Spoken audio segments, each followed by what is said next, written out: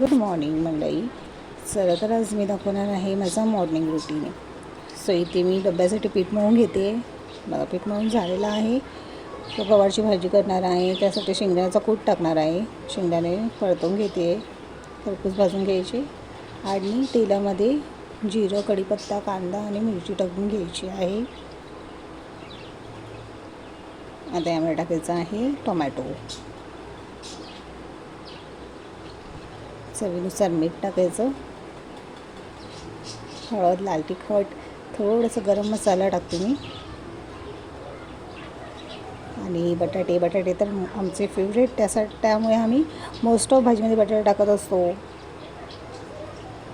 आणि इथे गवार टाकलेली आहे. सो अर्धा तास ठेवून द्यायचं मंद आचेवर शिजायला. सो तिथे भाजी रेडी होईपर्यंत इथे पोळ्या करून घेते.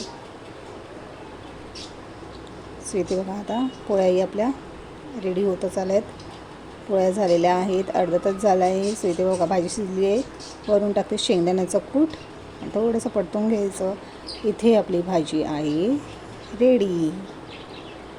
सो दुपारी मी आलेली झाड घ्यायला. सो मला तर झाडं लावायला खूप आवडतात. तुम्हाला आवडतात का? तर तुम्ही कमेंटमध्ये नक्की सांगा. सो इथे बघा वेगवेगळ्या प्रकारचे खूप सारे झाडं होती, बट मी माझा फेवरेट झाड घेतलेला आहे गुलाबाचं झाड. प्रत्येकाने झाडंही लावलीच पाहिजे. एक तरी झाड आपल्या घरी लावलं पाहिजे आणि निसर्ग हा सुंदर बनवला पाहिजे. झाडे लावा, झाडे जगवा. सो मी घेतलेलं आहे झाड. चला तर आता घरी जाऊन आपण झाड लावूया.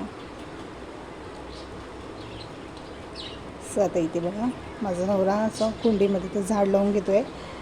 त्यासाठी इथे कुंडीमध्ये माती घेतलेली आहे, वरून खत टाकून घेतलं आहे आणि गुलाबाचं झाड आता यामध्ये लावतो आहे. सो आता कवर करण्यासाठी थोडीशी वरून माती टाकायची. थोडीशी माती टाकून थोडंसंही खत वरूनही टाकायचं, जेणेकरून आपलं झाड चांगलं राहील. आणि इथे आपला झाड आलेला आहे गॅलरीमध्ये. असं दिसतं की नाही, छान.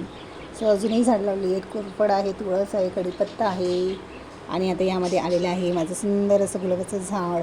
सो गाईज, तुम्हाला माझं चॅनल आवडत असेल, लाईक करा, सबस्क्राईब करा, बेल आयकॉनवर क्लिक करा, शेअर करायला विसरू नका. चला तर मंडळी, बाय बाय. भेटूया नेक्स्ट ब्लॉगमध्ये.